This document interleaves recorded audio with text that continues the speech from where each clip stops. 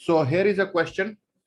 An AC current is given by I is equal to I naught plus I1 sine omega t.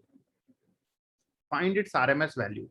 Actually, the question is its RMS value is this much. What is the value of capital N? So the point is basically you have to find RMS value of this current. Okay. So go ahead and do it. Find the RMS value. Now, as you might be noticing, this is a constant value. Now, nobody will come and tell you that this is constant. You have to look at it and realize that this is a DC component of the current. This current doesn't vary. This current varies because here we have sine omega t. So obviously the net current will also vary. Okay. But whether you notice it or not, you know the method of finding RMS value. So please go ahead and find the RMS value. Okay, let me solve it. See, in order to solve this question, you have to just follow the standard steps needed to find any RMS value. You know the steps. First step is square the quantity. So if you want to find the, by the way, this is small I. This quantity should be small I because this is instantaneous. Here they have written it to be capital I, but ideally that should be small I. It doesn't matter. These books keeps on committing these mistakes. Okay. But a proper authentic book will not use this. Frankly, I have never seen a good book you getting confused between small letter and capital letter. Like even H.C. Verma. H.C. Verma never uses capital letter for a variable current. Only small letter is used. Okay. So the standard steps, if you follow, first you square it, then you find the average for one time period. You know how to find average. Okay. Average means mean. How to find average or mean, we know. And then under root it, you will be able to get the RMS value. Now here, just for your understanding, I mean, even though it is not necessary, but I can draw the graph, but it's not important. So I will try to draw a graph, even though that graph will not be useful for us in this question.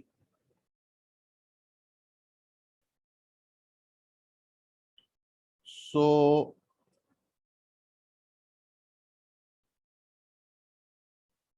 let's say this is our y-axis and this is our x-axis, and we are plotting current versus time t graph.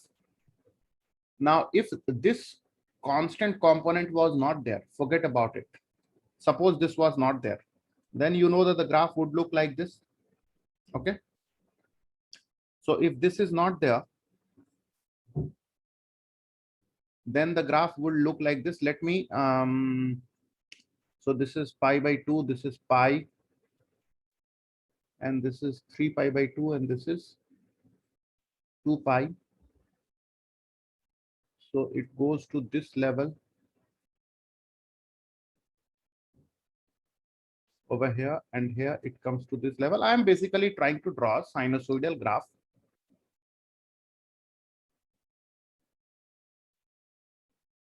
Like this.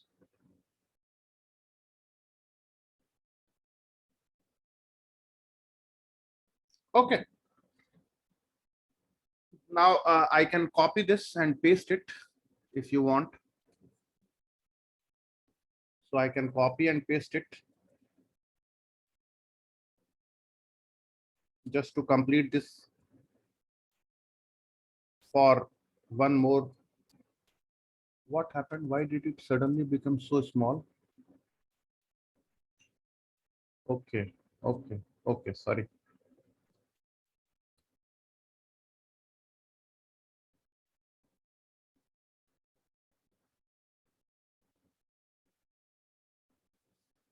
Fine, fine, fine. This is actually kind of wastage of time, I'm realizing now, because frankly, there was no need of it. Okay, now if you add, so till now, this part is not there. If you add this part, then you know what will happen. This whole thing will rise up. This whole thing will rise up by this constant amount. Suppose this is 2 ampere, so this entire graph will rise up by 2 ampere. Okay. So first thing I'll do is I'll make it a little shorter.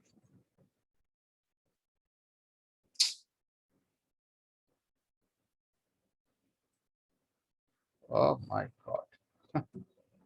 Yeah, now finally I got hold of it. That's first thing I did. Second thing is I'll make it a little longer. And third thing is I will pick it up and raise it by certain value. You will understand what I am doing. Okay. This is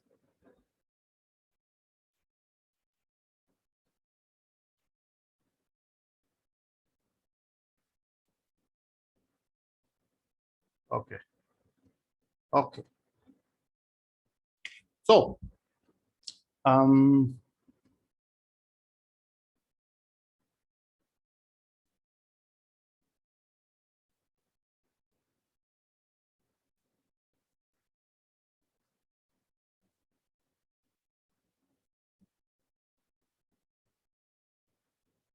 yeah, this is the constant value of the current. This part from here till here, if I draw a straight line, this is I naught from here till here. This is I naught. Okay. And this is your I1 sine omega t. When you add this entire graph is raises up. Okay, but I don't know why I did that. I realize now that it is a wastage of time. There was no need of doing it. So first thing is square it. Now, what will be the square, the average of the square? The average of the square will be integration of this square dt from 0 to 1 time period and divided by that quantity. So let's evaluate this. So 1 by capital T integration of I naught plus I1 sine omega t square dt 0 to 1 time period.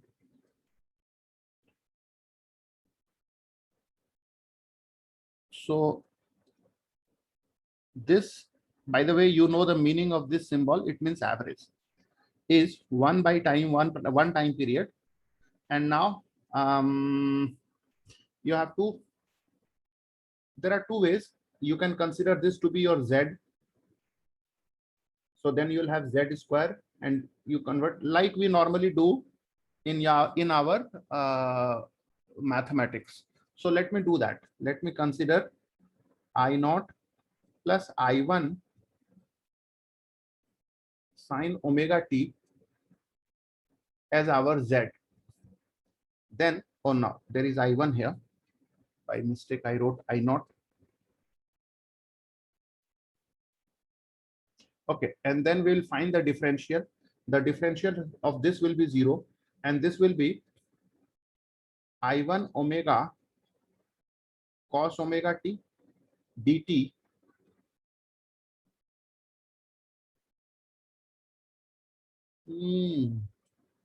no benefit, man, no benefit. Sorry, that was a wastage.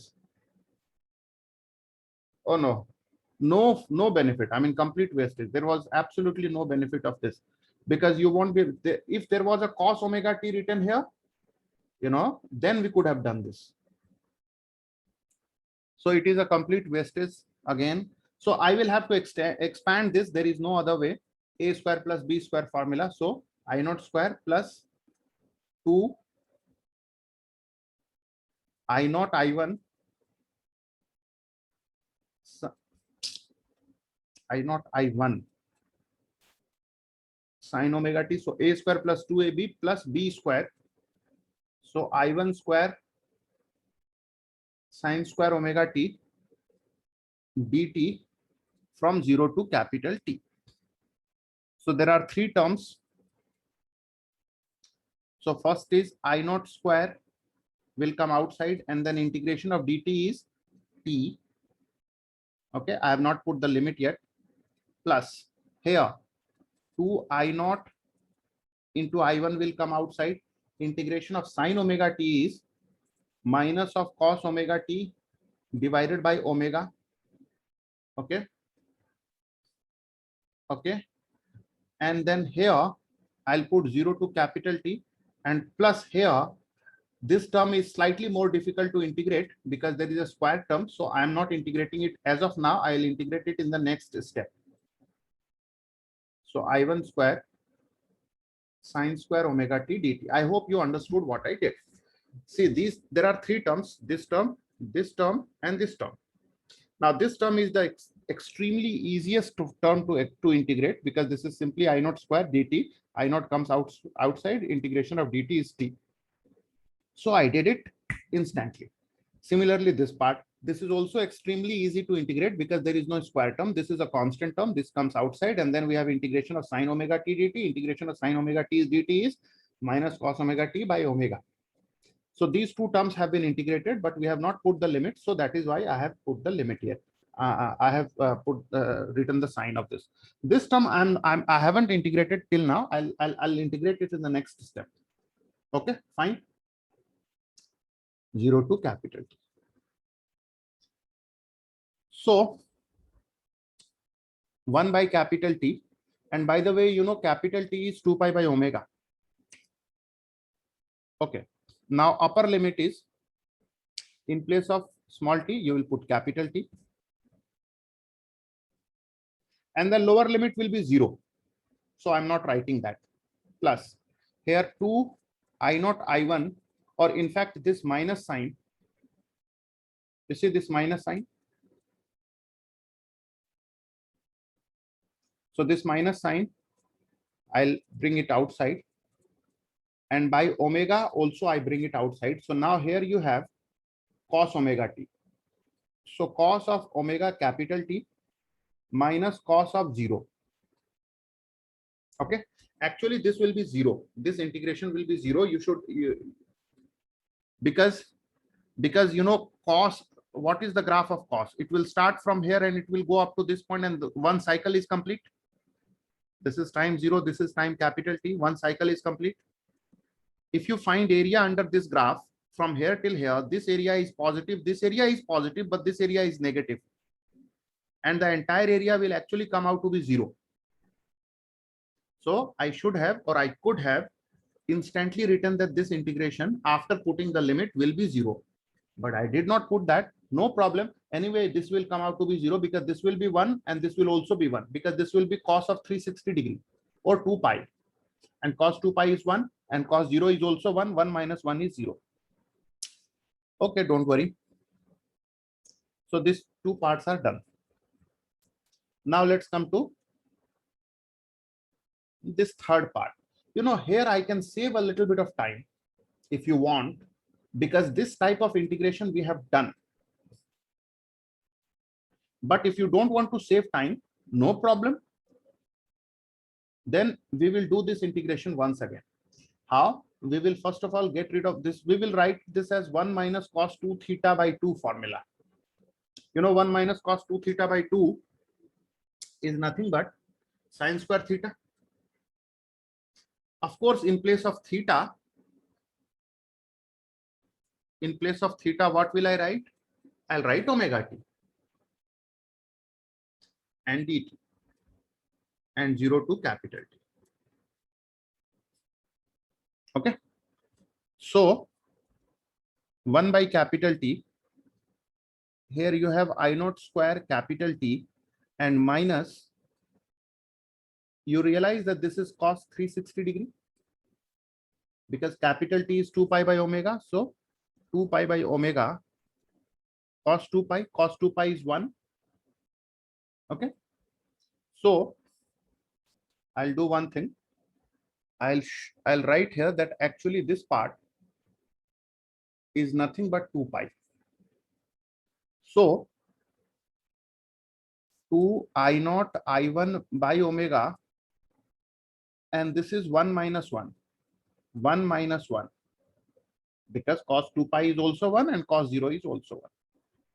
And plus I naught by I1 by 2 And now here there are two terms. Integration of 1 dt is simply t minus cos 2 omega t is sin 2 omega t divided by 2 omega. And now you have to put limit 0 to capital T. Okay. I know. And one mistake I'm doing. This capital T is common to all three of them. This 1 by capital T is common to all three of them. So here, one mistake I'm doing, I should have written this capital T here also. Okay. So similarly, here also. So similarly, here also.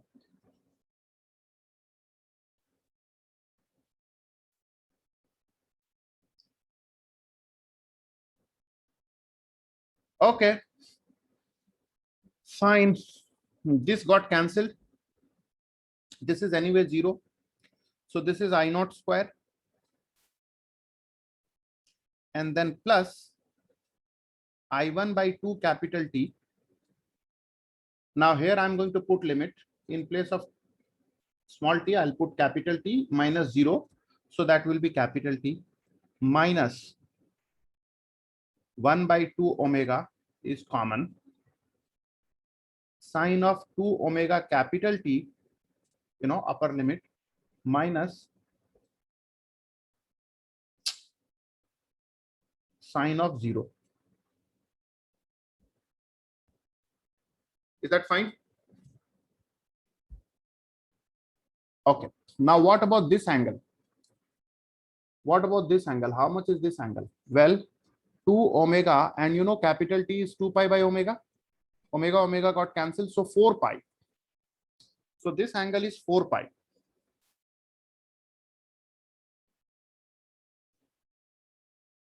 Sine of 4 pi is 0. In fact, sine of any integral multiple of pi is 0. Sine 0 is 0. Sine pi is 0. Sine 2 pi is 0. Sine 3 pi is 0. Sine 4 pi is 0. Sine 5 pi is 0. So 0 minus 0. Again, this will be 0. Okay. Now, I think one more mistake I did.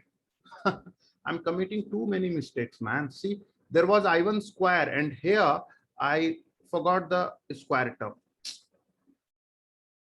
Come on. I1 square was there. This is also I1 square.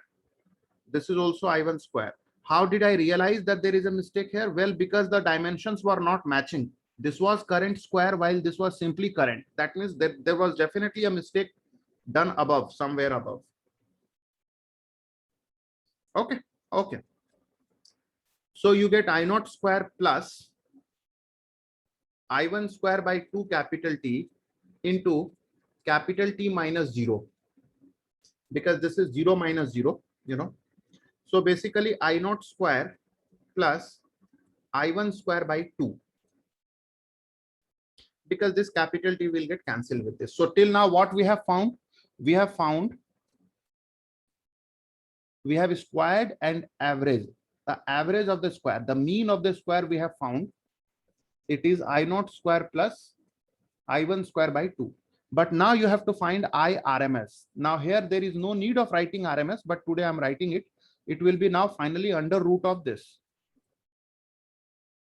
Okay, square it, find the mean, and then under root. So under root of I naught square plus I1 square by 2. So you got the answer n as capital 2. Because that is what was asked. See, find the value of capital N. Any problem till now? Well, this was a question which I was expecting that you will do it. Even though there was little mathematical steps here, but you know what? If you know all the steps, if you know how to find RMS, if you know the steps, there was no difficulty. I mean, yeah, there was integration, but you people are maths student. Yeah, come on, you are not a biology student. You people are engineering aspirants. So these basic integrations, I mean, okay, if you are a biology student, I would have understood that, for biology student, for medical students, they don't like too much of mathematics. But you guys are engineering aspirants. You should never get scared away by these little mathematical steps. Okay. Now this is done. Fine. This was anyway just a small introductory question. Now let's come to the circuits again. Okay. But today the circuits that we will solve will be slightly different, slightly more complicated. Okay. So here I'm trying to draw a resistor, an inductor, and maybe another inductor or maybe another resistor. Let's keep it simple like this, connected to an AC source. Now, strictly speaking, these types of questions don't come in JEE main exam. Why? Because in JEE main, see, we have only studied the AC circuits in series till now, like resistor in series with capacitor, resistor in series with inductor, then resistor in series with capacitor and inductor, all three, and they are of course connected to an AC source in all cases, connected to an AC source, connected to an AC source. This is what we had studied, RC, LR, LCR. Now here the things are complicated because this is not a simple resistive, series circuit. There are, you know, these two are in series, and then this is in parallel with this. And we are dealing with AC things, so everything will be sinusoidally varying. So nothing can be added directly like this. In AC, 2 plus 2 is not 4. Just like in vector 2 plus 2 is 4. No. In vector, a vector having magnitude 2 and another vector having same magnitude 2 has to be added using vectorially, using vector diagram. Similarly, in AC chapter, if you want to add two currents, one of the current is 2 ampere and the other one is 2 ampere, you can't say that the resultant current will be 4 ampere because the phase difference between those two currents also matter a lot. So in AC chapter, simple addition subtractions don't work because we are dealing with phasor quantities. We are dealing with sinusoidally varying quantities. Okay. Let's say this resistance is 2 ohm or maybe 20 ohm. This resistance is 40 ohm. Now this inductance I can give, but I want to give simpler version. I will give XL directly. Okay. XL is, let's say, 30 ohm. This source voltage is 100 volt. Find current. Find line current. What do you mean by line current? Line current means simply the current passing through the source. Okay, that is sometimes called line current in AC chapter. So in AC, if you hear this, if you read this line current, what is line current? Sir never taught us line current. Come on, line current is simply current along the line, along the AC line. Okay, so how will you solve it? Well, strictly speaking, these types of questions are not asked in JEE main, but yes, in JEE advanced they are asked sometimes, not very regularly, but sometimes. Okay, so we will take help of the phasor diagram because that's the only tool we have. By the way, you know, there is one more tool, that is use of complex numbers. To solve AC circuits, some people use complex numbers also. We can also use, but there is no benefit of that. If the circuits are extremely complicated, then only we use complex numbers. So for example, some of you might go for engineering. I mean, obviously you all go for engineering, but then some of you might go for electrical engineering. So when you study electrical engineering, you will study far more complicated circuits than this in AC. So there you will learn this technique of complex number. Here, as of now, I can teach you complex number technique here, but it will not be helpful. So why unnecessarily learn that? Because these types of questions can be solved without any use of what you call a complex number. So why unnecessarily learn a new technique when there is no additional benefit? Okay, let me show the current first. So suppose this is the current, main current I. I am not showing the arrow. You know it very well. Why? Because these are all RMS values. Now suppose I1 goes through this and I2 goes through this. Okay. Now here, in terms of instantaneous quantities, in terms of instantaneous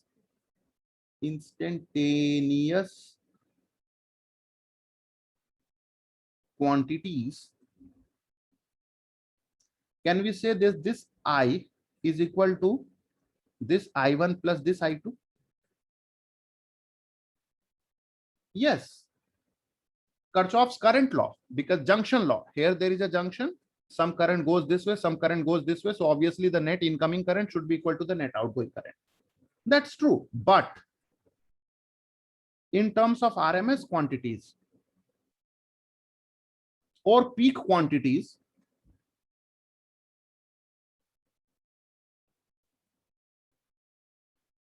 can we say this capital I is equal to capital I1 plus capital I2? No, we can't say that. Okay, so there is this inequality. However, vectorially we can add. So vectorially, if you add these two currents, you should get this current. Okay, now let's talk about voltage. So suppose this potential difference is V1. I could call it VR1 also, but fine, let it be V1. Let this be V2 and let this be V3. Okay, I could have called it VR1, VL, and VR2, but it's fine. Let it be like this. Now let's draw phasor diagram. By the way, do you realize that this V3 is nothing but this source voltage? Can you see? Do you realize that this V3 is nothing but, because here there is no resistor, no nothing. So whatever is the potential here, same will be the potential here, because there is nothing in between. No resistor, no capacitor, no inductor. Similarly, whatever is the potential here, same will be the potential here. So whatever is this potential difference, same will be this potential difference. Now this potential difference on an average, that means RMS value is 100 volt. So this RMS will also be 100 volt. RMS is a type of average only, na? Okay.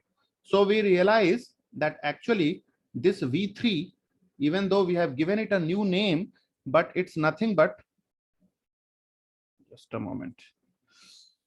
But it's nothing but this 100 volt only. Acha, one more thing. If you add this V1 and V2 vectorially, should we get this source voltage? If you add V1 and V2 vectorially, should you get this source voltage? Yeah. Okay. So now let's start with this I1 phasor. Let's start with this time. The drawing phasor diagram is little more complicated. You have to really, think very hard. And this is not too complicated. The question sometimes will be even more complicated than this. Sometimes. But as I said, in JEE Main, these types of questions are normally not asked. So what I'll do is, I will first draw this I1 phasor. Okay, so let me draw I1 phasor like this. Now I may have to change this phasor diagram in the middle, because these types of diagrams are mostly hit and trial method. Or I'll do one thing. I will name these circuits. Let me name this circuit as A, B, C, D, E, and F. And then let me draw the phasor diagram for this circuit. It will be more helpful to you. So in circuit F, C, DE back to F. Now it's not KVL. I'm not drawing KVL. I'm just drawing phasor diagram. So I'm only focusing in this circuit. This part I have completely ignored for time being. So current phasor is I1. And do you understand that voltage across resistor and current through resistor are in same phase? Yeah. So V3 phasor will be in this very direction. And you know V3 is equal to I1 into R2. Yeah. And this V3 is nothing but this source voltage, because this is pure resistive circuit, man. This is pure resistive circuit. So this V3 is nothing but source voltage. V3 is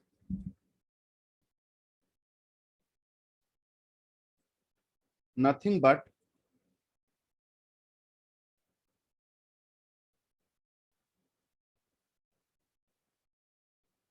source voltage, capital V, which is 100 volts. So from here, we can actually get the value of I1 very quickly, because now we can say that 100 volts is equal to I1 into R2. R2 is 40 ohm. You see? So from here we get I1 as 2.5 ampere. Okay. So we have been able to get this current. Now we will draw phasor diagram for this circuit. A, B, D, E, A. This was phasor diagram for this circuit. F, C, D, E, F. This was. And now we will draw phasor diagram for this circuit. A, B, D, E, A. So in circuit A, B, D, E back to A. Okay. I'll do one thing. Every time I don't want to scroll up and down, so I will copy this just to show it here, so that, yeah. So we are focusing on there was a little this thing here. I think this was V2. Yeah, everything else is fine. So let us draw I2 phasor, because you know every time we draw the current phasor first. So this is the current I2. Let's draw that. Then let's draw this V1 phasor.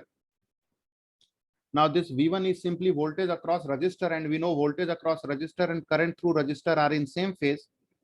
Okay. So this is my V1 phasor. And what is the relation between V1 and I2? Well, V1 is equal to I2 into what resistance? This resistance R1, which is 20 ohm. Okay. Now let's draw this V2 phasor. Now you know voltage across inductor and current through, by the way, current through this resistor and current through this inductor is same, which is I2. Current is between these two, current is not changing. So current through inductor and voltage across inductor are not in the same phase. In fact, V2 phasor will be, compared to this current, V2 phasor will be ahead of it by 90 degree. So this is V2 phasor, and it will be I2 into XL, this current into XL. And if you add these two phasors vectorially, this and this vectorially, should you get this source voltage? Yes, you should get this source voltage. Okay. Fine. Fine. Now here,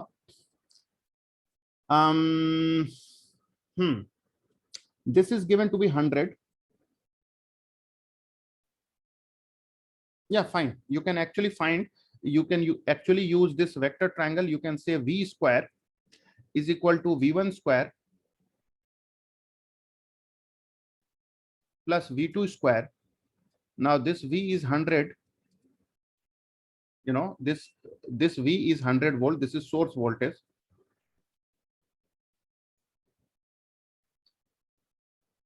V1 is I2 into R1. You see, I2 into this resistance. plus V2 is the same I2 into XL. Here also I have written I2 into XL square. So let's take I2 common. So you have 100 is equal to I2 is taken common, and then R1 square plus XL square. So from here we get I2 as root under of, oh sorry, there was a square here. Fine, no problem. 100 square by R1 square. R1 was how much? It was 20. So 20 square plus XL was how much? It was 30. So 30 square. Okay. Obviously this 100 will come common, and then this 10 also will come common, and then you'll have 1 by 4 plus 9, which is 10 by root 13. Clear? Any problem? I hope calculation is not a problem. Yeah. So 10 by root 13 ampere. Now tell me one thing. We have found I1 as 2.5 ampere. So this current we know it is 2.5 ampere. And just now we found I2, it is 10 by root 13 ampere. What will be this line current, this main current? Will it be this plus this? See, I1 we had found 2.5, 2.5. Will this main current be simply this plus this? No, sir. No, because in terms of RMS quantities, no. Had they been instantaneous quantities, of course, yeah, we could have said that this plus this would be equal to this, but only in instantaneous, not in RMS. So now we need to merge. See, these two phasors are there. We need to merge these two to make a complete phasor diagram for the entire circuit. You will notice one thing, that this phasor and this phasor are representing the same thing. See, this phasor and this phasor both represent source voltage. Okay. Okay. So I can, what happened? Where did it go? Where was that? Yeah, here we were. So I can correlate these two phasors. I can choose, I can say that, okay, I'll choose this to be fine. So I will, this diagram is there, na? This diagram.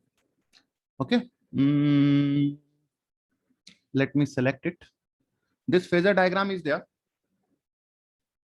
I will rotate it in this way, so that this phasor and this phasor coincides in the direction. Because eventually, finally, these two are same. This phasor and this phasor both represent the source voltage. Okay. So if you rotate this, obviously these all of these will get rotated. I1 will be in this very direction. I2 will be in this direction. Fine. Or we can do one thing, or we can say that, okay, I'll leave this like this, rather rotate this one, because I want this phasor to match with this, because both of them represent the same thing. So I can rotate this one like this, so that now this phasor and this phasor are matching. Okay. So I1 will be in this direction. And finally, you know, I1 and I2 has to be added in order to get this I. So composite phasor diagram, it's time to draw. By the way, do we know how much is this angle? Yeah, let's find that angle also, because it will be useful later. So let's find this angle. It's very easy to find now. This angle in this triangle, moreover, tan phi. How much is tan phi? It will be this by this. This is V2 and this is V1. And by the way, V2 is I2 into XL and V1 is I2 into R1. So from here we get tan phi as I2 got cancelled. How much is this XL? 30. And how much is this R1? R1, I'm calling this one as R1. So 30 by 20. So tan phi is 3/2. This will be useful later on. Okay. Now let's draw the composite phasor diagram. Now, composite phasor diagram for entire circuit. For entire circuit. Just for your benefit, I will copy these two diagrams at one place. Okay. I will copy this. Now there was no need of that, but I think if I do this, you will feel more comfortable. Even I will feel more comfortable because I will not have to scroll up and down so many times. Okay. Now I hope you understand that both this and this represent the same thing. That is source voltage. This and this both represent the same thing. So I want to show that. So this and this both represent source voltage. Both of these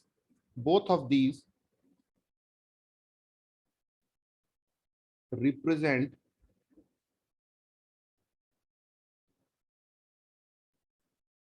source voltage. So you will have to orient one of, you know that this phasor diagram can be rotated. So either I can rotate this, I have already shown this to you. Either I can rotate this like this way, so that this and this matches. Okay, here it's not perfectly matching. Now it seems to be perfectly matching. Either I can do this way, or I can rotate this one in this manner so that this matches with this, because finally I have to make these two common. Okay. So I will choose this to be rotated. I will rotate this. Okay. So composite diagram will be that this is our, okay, let me use, this is our source voltage.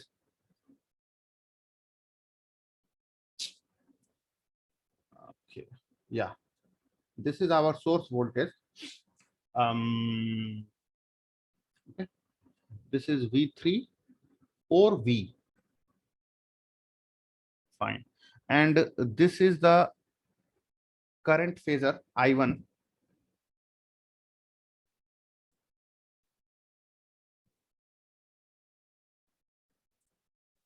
Yeah. This is I1. Just a second. I'm taking too much time. Am I? Fine. So this is matching with this. Now I2 has to be drawn phi below this. See, this and this are matching.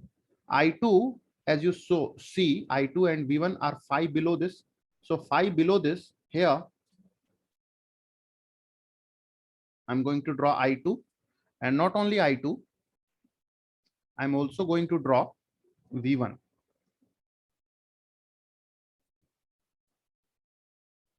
Okay, so this is V1 and this is I2. And this angle is this angle phi. And V2, from I2 it is 90 degree above. So from I2 it is 90 degree above this way. You see, from I2 it is 90 degree above. So like this. Okay, this is not yet 90 degree. Let me make it 90 degree. Yeah, now seems to be correct. Fine. So this is my V2. Now the job is almost done. One more thing you have to notice, that V1 and V2, if you add, you should get V3. How do we know it? See here also V1 and V2, if you add, you should get V3. So the length of V1 and V2 have to be adjusted, or maybe the length of V3 has to be adjusted in such a way that these two, when you add, V2 and V3, sorry, V1. So this one I have to shorten it. This one I have to shorten it Yeah,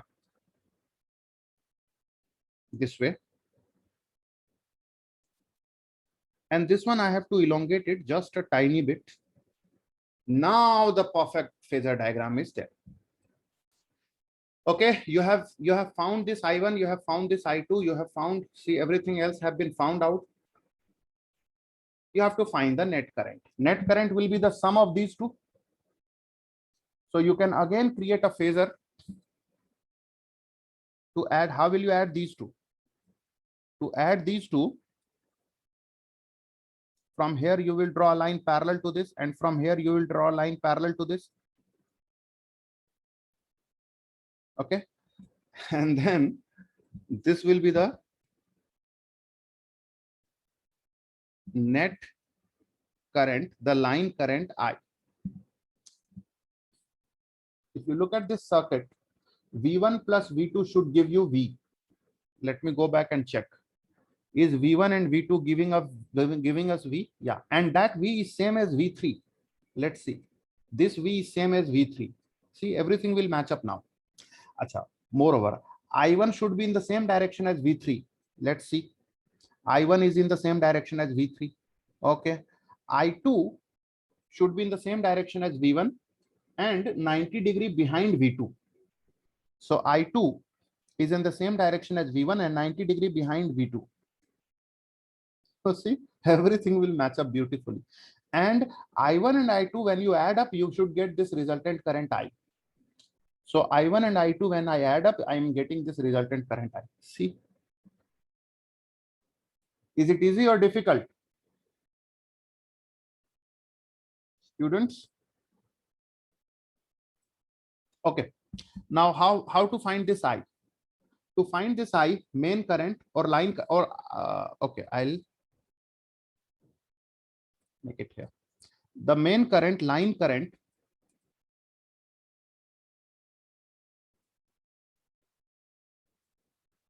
I, well, it will be root over I1 square plus I2 square plus 2I1 I2 cos phi. You know the vector summation formula, A square plus B square plus 2AB cos theta. So let's do this calculation. I1, you see, everything has been found out. I1 was 2.5, which is 5 by 2. I2 is 10 by root 3. So 5 by 2 square plus 10 by root 13 square plus 2 into 5 by 2 into 10 by root 13 into cos phi. Now, what will we do with the cos phi? Well, if you know tan phi, you know, here we know tan phi. Tan phi is perpendicular by base. Cos phi is base by hypotenuse. So cos phi will be 2 by root 13 because root 13 is the hypotenuse. Okay. So you get everything 25 by 4 plus 100 by 13 plus this 2 will get cancelled. So you will have 100 by 13, another 100 by 13 here. Yeah, 5 into 2, 10, 10 tens are 100 by 13. This 2 is getting cancelled out. Fine. Fine. So you get I as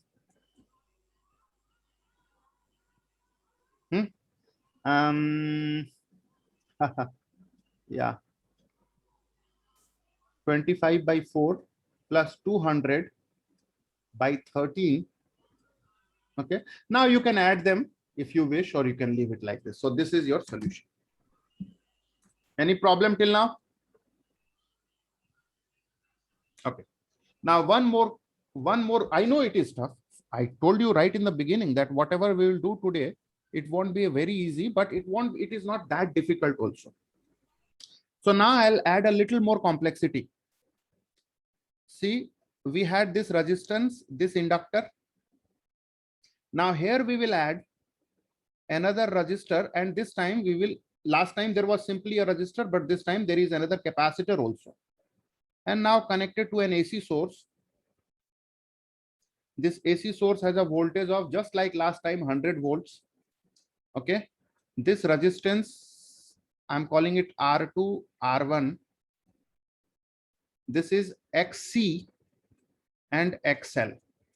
So R1 is 3 ohm, XC is, let's say, 4 ohm, R2 is a 12 ohm or maybe 5 ohm, and XL is 12 ohm. Now this time I have given the data in a slightly better way, hopefully, because you know this is Pythagorean triangle. Root over 3 square plus 4 square is equal to 5, and root over 5 square plus 12 square, 5 square plus 12 square comes out to be 30. So I have tried to give data the best I can. Now let's see whether it works out or not, but I have tried my best that the data is better looking data. So question is same, find the line current. Okay, find the line current.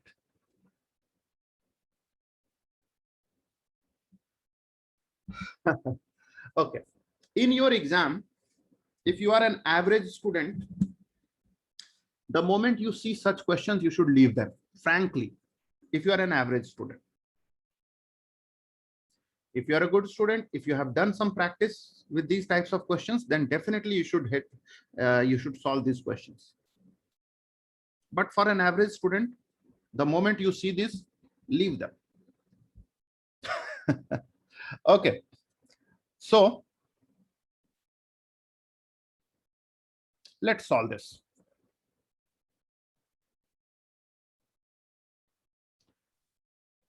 So I have copied that diagram. Now I will name the voltages and the currents. So let this voltage be V1.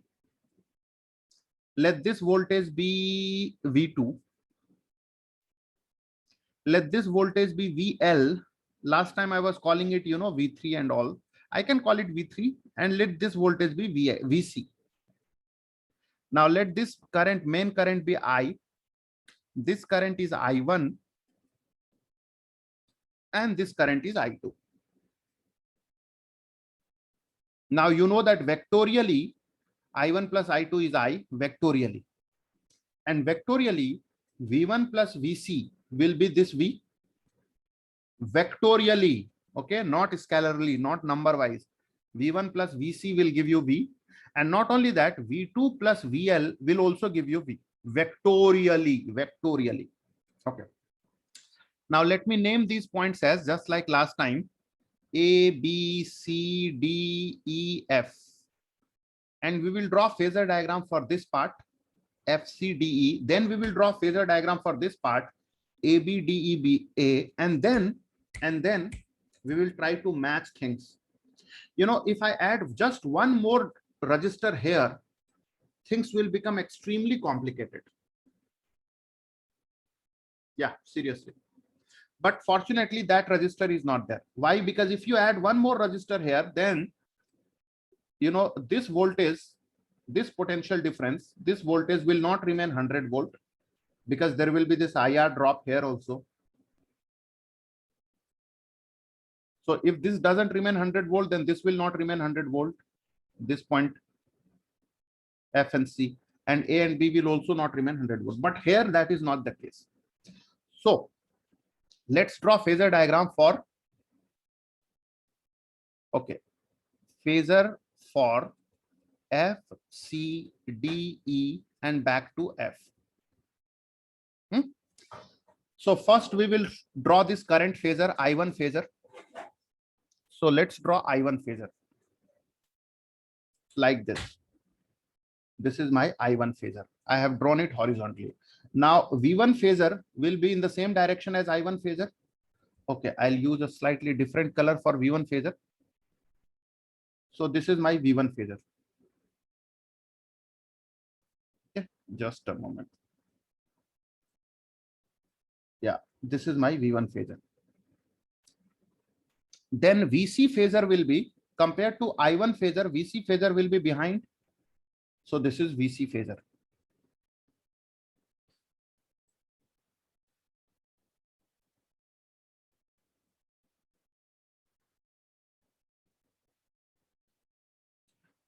Okay.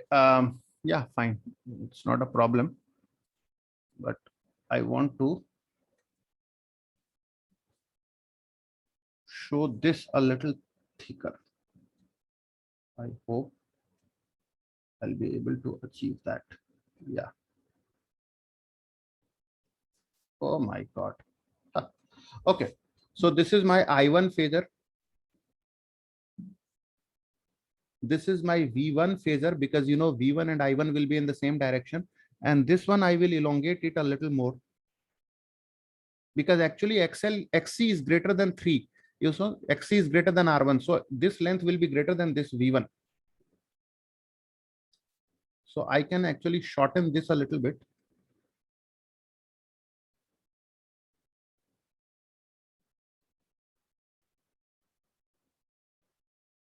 Okay. And this is my which phasor?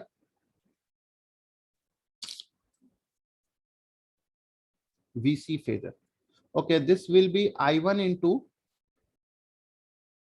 R1. This will be I1 into XC. And when we add these two using phasor diagram, we will get this. And when when you add V1 and VC, you should get this V. So we will get this V, which is the source voltage, which is given to be 100. This angle, let's call phi 1. And let's do the calculation here. So I will keep this aside a little bit on that side, so that this space is available for calculation. First thing is that using the Pythagorean triangle, sorry, not Pythagorean triangle. Yeah, using Pythagoras theorem, we can say that this V is equal to I1 root over R1 square plus XC square. Now here I skipped a little bit of steps, because actually there were two more steps. I should have written V is equal to root over V1 square plus VC square, and then V1 is I1 into R1, and then V2 VC is I1 into XC, and then I1 taken common. Okay, fine. This is 100. See, this is 100 is equal to I1 into, okay, this was given to be 3 and this was given to be 4. So from here you get I1 as 20 ampere. Okay, so the calculation seems to be easier this time. Okay, then what about this angle? Well, tan phi will be what? 37 degree. Yeah, because it will be I1 R1 by I1 XL XC. I1 got cancelled out. So it will be 3 by 4. So that means phi is one of our favorite angle, 37 degree. Phi 1, sorry, phi 1. So we have drawn the phasor diagram for FEDEF. Now it's time to draw phasor diagram for this bigger circuit. It's not bigger, actually. This circuit and this circuit are equally big. Okay. So ABDE. So for that, I think if I can copy this, then I'll be saved from too much of scrolling. So now I'll draw phasor for.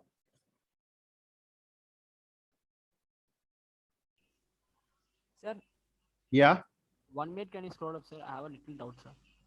1 ABDEA. Yes. Tell me, what doubt? Sir, here the tan Speak phi. loudly. Speak loudly.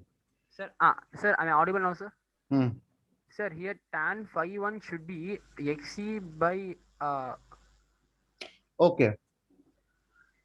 Yeah, you're correct. You're correct. It should be XC by this. Yeah. Yes, you're correct. So this will be 4 by 3. That means 53 degree. Yeah, you're correct, actually. Hmm. Because tan phi will be this by this, na? And this is your VC by V1. That means XC by R. Okay, that means 4 by 3. So from here we get phi 1 as 53 degree. Yeah, you're correct. Thank you.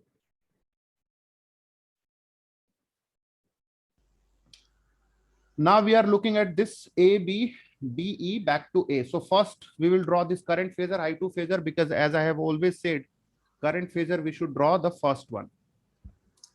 So here is the I2 phasor. Then V2. V2 will be in the same direction as I2 because it's a resistor. So this is V2. And then VL. VL compared to current, it's 90° ahead. So this will be VL.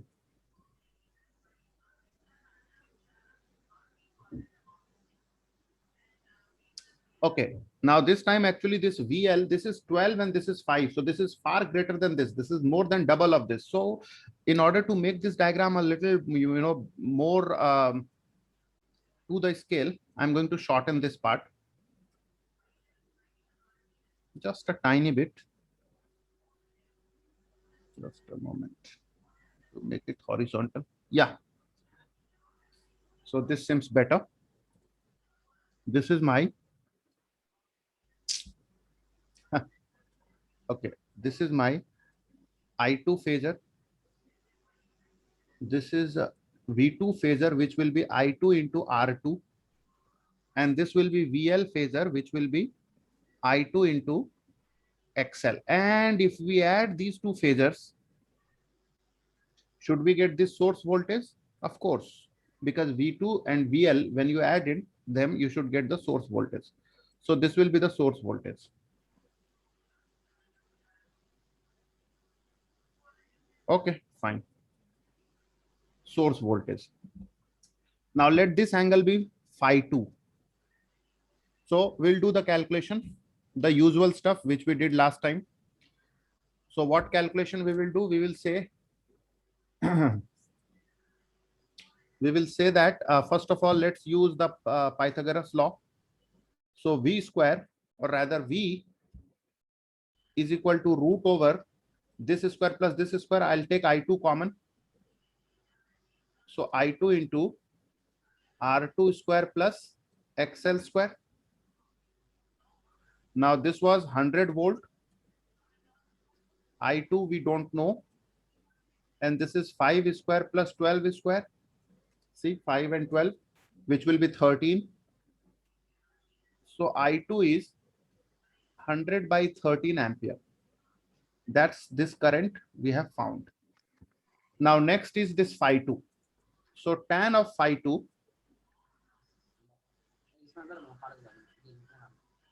yeah, tan of this phi 2 will be this by this. Now this is what? This is I2 into XL, and this is I2 into R2. So basically XL by R2, XL by R2. Okay. So from here we get tan phi 2 is equal to, okay, XL is 12 and R2 is 5. So we know this angle also. Now finally it's time to merge these two diagrams and draw a composite phasor diagram. So finally it's time to draw composite phasor diagram.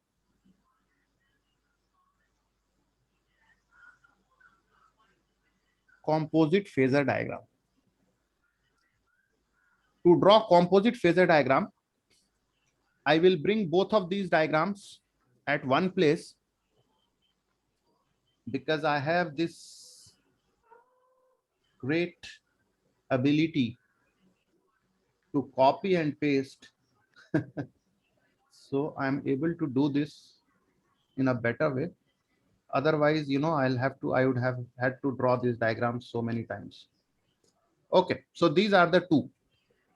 This was for that RC part and this is for that RL part. Now, is this phasor and this phasor, are they same? Yeah, both these phasors represent source voltage only. Okay, both of these represent source voltage. So in order to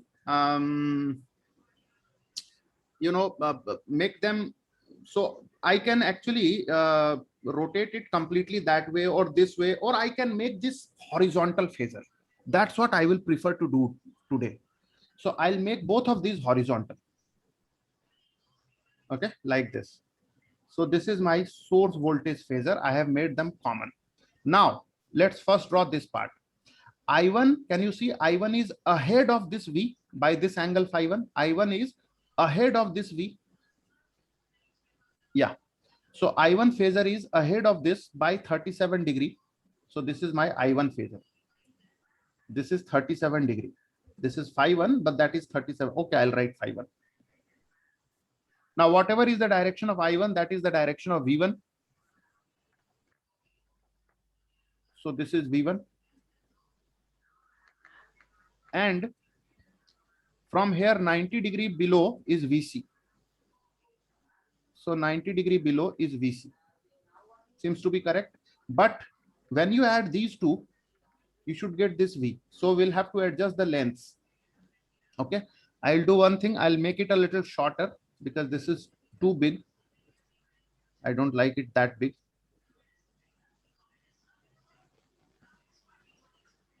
And then I'll try to match. From here, we'll drop a line parallel to this. And then from here, like this. Okay. This is all my effort to match this. I'll shorten it.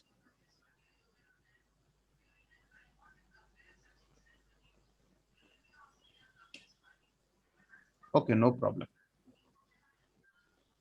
This part I can bring it back. And here, this part, it got shortened a little too much. So I will elongate it back to this level. Okay, so this part is done. This is my V1. Am I correct? Was this V1? Let me go up and check. Yeah, this is V1, which is I1 R1. And this is VC, which is I1 XC. Now let's come to this one. Now here this V has been drawn. I2 is phi below this. Okay. So I2 will be somewhere in this direction. Phi 2 below this. Okay. Now it may be this way also. I don't know. Let's see. Let's see. So suppose I2 I draw this way. Okay. This was I1. Let me.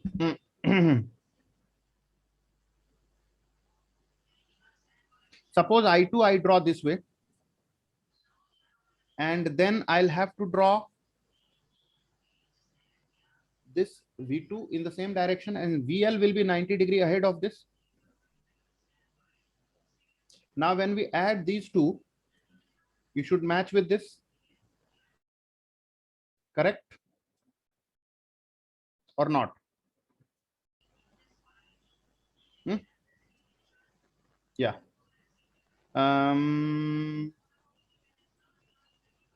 Or maybe I can draw I2 this way, slightly this. This is not yet 90 degree, don't worry. And then this will be VL. And when we'll add these two, you will get this. Both seems to be fine to me. Anyway, we have to find net current. Frankly, even if we don't draw the entire diagram, we will still be able to find the net current. Seriously, it's not that difficult. So let me stick to this. So I'll draw I2 this way. And then V1 this way. V2, sorry, not V1. Yeah, you see V1, V2. Yeah. And then VL, I'll draw from here to here. This has to be 90 degree. So things are matching. Now it's time for me to make it proper. So this is my I2. This is V2, which is I2 into R2. And this is VL, which is I2 into XL. And this angle See, this I2 is from V, it is phi 2 below. So from V, it is phi 2 below. Okay. Now the net current will be the vector sum of this and this. Now I'm not going to show that, because it will unnecessarily complicate things even more. So I'm going to simply do the addition fact. I'm going to simply now say that I resultant will be root over of I1 square plus I2 square plus 2I1 I2 cos of what angle? Can you tell me?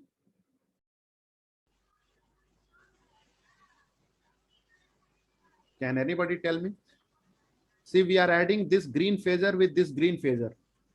So we have to take this angle into account, na? And that is phi 1 plus phi 2.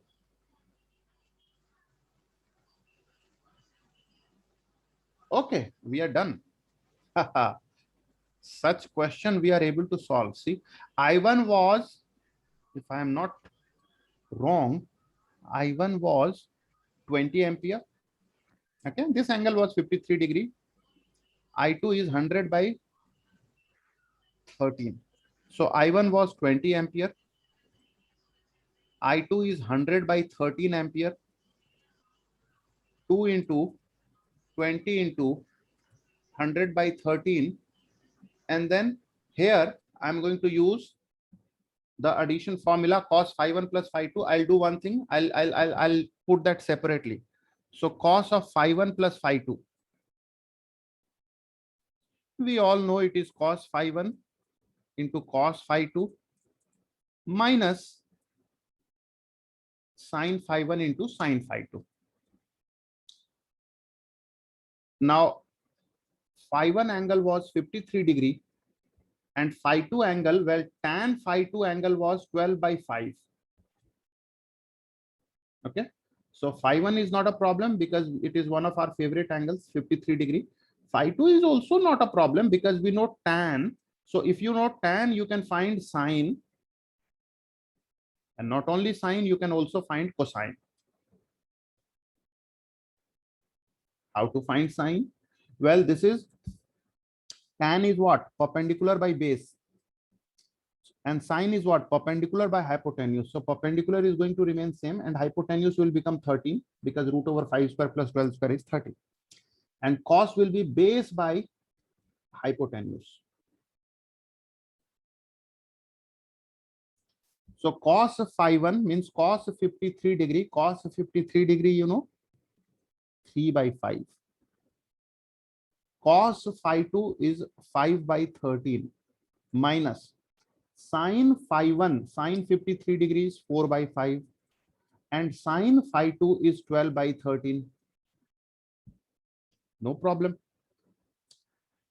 So this is 3 by 13 minus this is 48 by 5 into 13, which is 65. Okay. So if you 15 by 65 minus 48. 48 minus 15 is how much? It's 333. Yeah. So this is minus 33 by 65 if my calculation serves me correct. In fact, I shouldn't have cancelled it. There was no benefit of cancelling it. Okay. That was a kind of a strategic mistake. So I could have simply said that, okay, this is 5 3s are 15 and this is 12 4s are 48. So 48 minus 15 is 33. So 33 by 65, but of course with a minus sign because that is bigger than this. So yeah, this is all fine. So now let's come back to this. And in place of this cos phi 1 plus phi 2, let's put minus 33 by 65 and our job is done. This is our answer. Okay. This is our answer. Any problem? Now I know I have already told you 2-3 times that these questions An average student will never be able to solve. Believe me. I mean, seriously. So an average student should simply leave this. But as a teacher, it was my job to cover the entire cover it properly. So I did it.